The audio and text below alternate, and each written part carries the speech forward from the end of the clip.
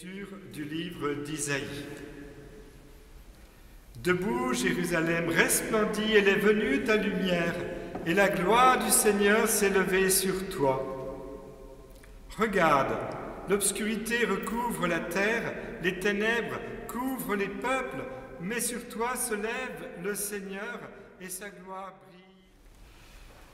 Comme nous sommes dans la consolation ce soir, pour cette veillée d'adoration ici à Célestat, et évidemment en ce lendemain de la fête de l'Épiphanie où nous avons lu cet évangile qui nous raconte comment les mages venus d'Orient arrivent à Jérusalem et réalisent cette prophétie. Cette prophétie d'Isaïe qui n'a de cesse d'être toujours actuelle parce que l'accomplissement de cette prophétie, nous y aspirons par la nouvelle évangélisation dans laquelle nous sommes propulsés avec le pape Saint Jean-Paul II. Et nous savons que cette nouvelle évangélisation qui a démarré bien sûr avec les Journées mondiales de la jeunesse, et puis que l'on songe aussi à ce très beau message du pape François qui introduit le mot périphérie à propos de la grotte de Bethléem, du lieu où Jésus nous a rejoints. Oui, nous sommes dans la nouvelle évangélisation et ce soir, notre adoration tient compte de toute cette histoire sainte actuelle. Nous sommes dans les actes des témoins, des disciples de Jésus, des apôtres du Seigneur. Le livre des Actes se continue de génération en génération. Et ce soir, par l'adoration eucharistique, nous sommes au cœur de l'évangélisation. Et les demandes nous parviennent. Il suffit d'entendre. L'autre jour, un médecin, et alors quand il a su que j'étais prêtre, il m'annonçait que les chrétiens ont décidé, je crois aux alentours du 5e siècle, 7e siècle, que Jésus était le Fils de Dieu. Mais je l'écoutais très attentivement parce qu'on enseigne à nos frères musulmans des choses qu'il faut reprendre dans la nouvelle évangélisation parce qu'ils ont besoin d'une réponse. Et quand je suis allé en Turquie il y a 1 mois et demi maintenant, le guide nous a redonné le même message. Il y a comme une sorte d'enseignement qui est donné à ces populations pour faire penser que nous décidons très tardivement que Jésus est le Fils de Dieu. Eh bien non. Nous savons, dès la mort et la résurrection de Jésus, et à la Pentecôte, nous annonçons que Jésus est vraiment Dieu, qu'il est le Fils de Dieu. Et plus tard, des conciles vont nous permettre d'avancer dans cette découverte en mettant les mots de la foi de l'Église avec les moyens qui sont les siens. C'est pourquoi il va y avoir une évolution dans notre manière de traduire notre foi. Tout était dit au départ et puis tout va être très bien formulé. Il va y avoir ce fameux concile de Nicée en 325.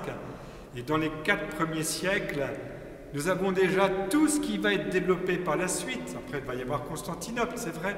Mais tout est déjà dit et formulé de manière merveilleuse. Merveilleuse. Et tout ce qui est dit de la Vierge Marie.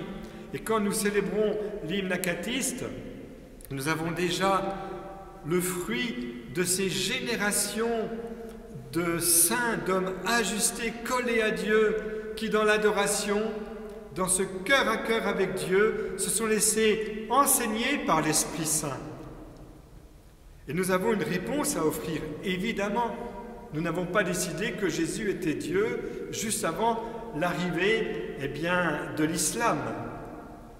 Et nous savons maintenant, de plus en plus par les recherches sérieuses qui sont faites, que ce livre duquel il se réclame est le fruit de compilations, entre autres. Et parmi ces compilations, il y a les évangiles de l'enfance qui sont des écrits apocryphes. Il y en a une bonne vingtaine qui ont germé à partir du 2e siècle jusqu'au 6e siècle. Et il y a un évangile syriaque qui a été repris ensuite au 5e siècle par les Arabes. Et puis cet évangile de l'enfance arabe, il va être le point de départ de ce qu'on va lire dans certaines sourates. C'est vraiment du copier-coller. Il faut le savoir. Nous avons une réponse. Maintenant, l'interlocuteur qui est en face de nous ne va pas nécessairement accueillir cette réponse, n'est-ce pas? Et nous avons aussi en Turquie ce peuple arménien qui a vécu le génocide il y a un siècle, 1914-2014. Et là, c'est silence radio au niveau des médias. Et nous avons un évangile arménien de l'enfance avec des très bonnes icônes. Et cet évangile arménien de l'enfance nous donne des informations extrêmement riches qui nous enseignent.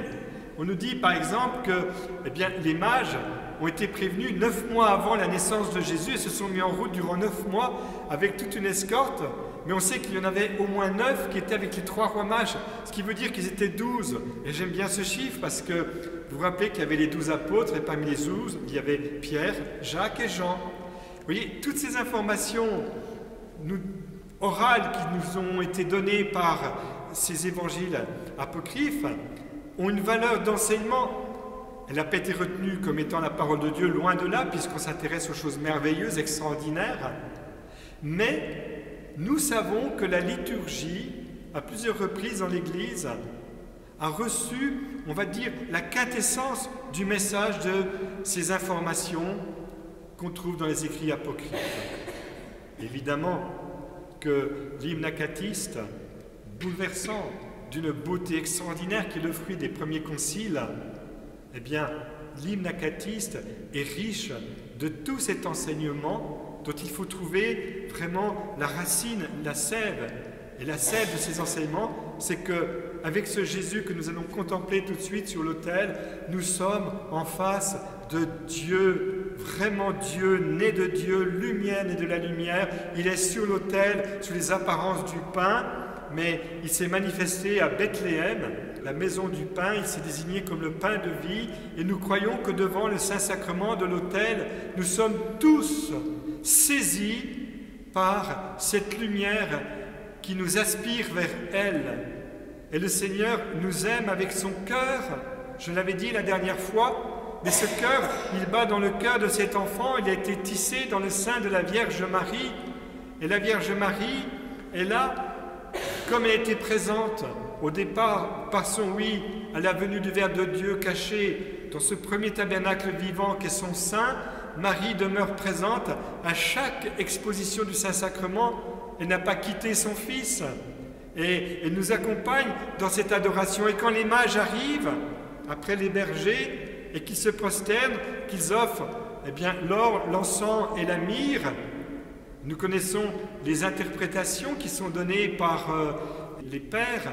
Nous savons que nous sommes invités à être devant cet enfant comme devant un roi par notre charité. L'or symbolise l'amour, la charité, et nous croyons que cette charité à laquelle nous sommes invités, écoutez-moi bien, cette charité passe concrètement dans les actes et nous fait entreprendre une conversion dans notre monde face aux problèmes éthiques qui se posent au début de la vie et à la fin de la vie.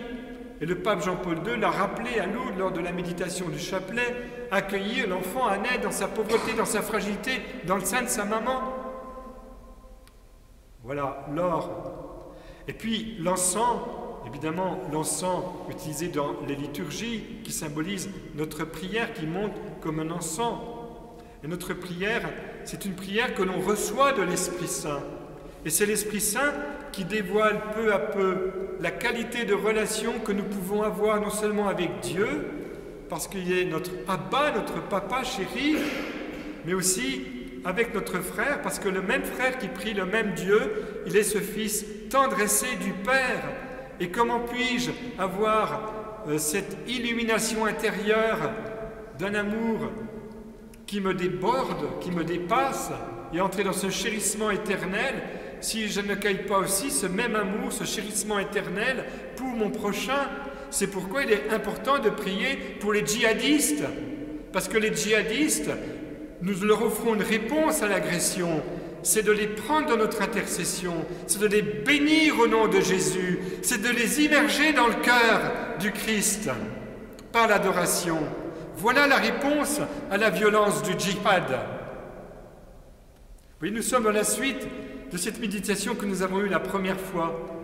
Nous avons vraiment l'Irak au cœur, le Moyen-Orient, mais surtout ces populations traumatisées qui n'ont pas accès à cette révélation qui nous est offerte avec les rois mages qui viennent de leur pays d'Orient et qui sont là pour nous dire que se réalise la prophétie d'Isaïe. Et la myrrhe, c'est celle qu'on utilise aussi pour envelopper le corps les cadavres de ceux qu'on veut enterrer pour les obsèques. Eh bien, cette myrrhe, elle évoque aussi toute la part de sacrifice, d'offrande qui est dans mon histoire. Car je le crois, les invitations à une vie d'offrande, de sacrifice que nous entendons dans l'Évangile, qui sont reprises dans les pèlerinages, que l'on songe par exemple à Lourdes, prière, sacrifice, et dans d'autres endroits, sont d'une actualité mais étonnante.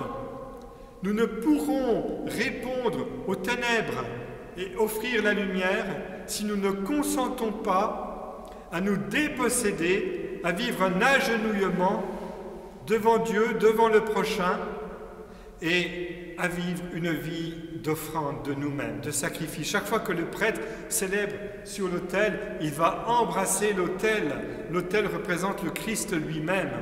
Et nous sommes invités à vivre cette offrande de la myrrhe qui sont, ces petites choses vues de Dieu seul, où il y a toujours le renoncement à soi pour quitter l'idolâtrie des désirs égoïstes de son cœur et accueillir l'ouverture au seul Dieu qui réclame tout de nous, qui est un Dieu jaloux et qui veut tout notre amour. C'est cela le sens de notre adoration ce soir aussi avec les rois mages.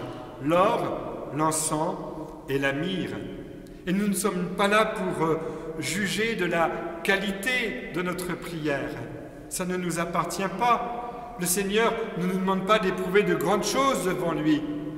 Il nous demande de nous laisser saisir et surprendre comme les mages par ce roi si petit, si fragile, si dépendant de sa mère, mais aussi des hommes, mais aussi de moi. Qu'ai-je fait de mon roi? Je suis les mains du Christ. Je suis le regard de Jésus. Je suis les pieds de celui qui annonce la bonne nouvelle. Et je suis la bouche, comme celle de Jean-Baptiste, du Verbe de Dieu fait chair, de cette parole de bénédiction pour notre monde. Est-ce que ce soir, devant le Saint-Sacrement de l'autel, nous allons laisser le Seigneur saisir toutes nos facultés, tout notre être, tous nos moyens de communication, pour nous laisser irradier par cette présence d'amour, cette vie d'amour, ce cœur qui bat et qui est à l'écoute de tous les besoins des hommes, de toutes les détresses, pas seulement générales, globales, évidemment, aussi globales, mais aussi très personnelles. Je voudrais que ce soir, à la faveur de cette adoration, avec les mages, nous portions un regard d'espérance sur ces pays qui font parler d'eux, malheureusement, d'une manière de plus en plus dramatique, et que nous disions au Seigneur, Seigneur, viens illuminer tous les hommes, et continue, Seigneur, de te manifester personnellement. C'est souvent par des rêves, d'ailleurs, que les musulmans sont atteints par la révélation du Dieu vivant, de Jésus, des songes, et parfois des apparitions, parce que le Seigneur prend une liberté étonnante, vu que nous n'avons plus les moyens de communiquer et d'annoncer l'Évangile comme c'était attendu de sa part au moment de son ascension. Eh bien, cette annonce, le Seigneur la réalise parfois très personnellement, et je reçois des témoignages de personnes, et il paraît que c'est de l'ordre d'un millier au moins, qui avouent avoir été rencontrés personnellement avec le Christ.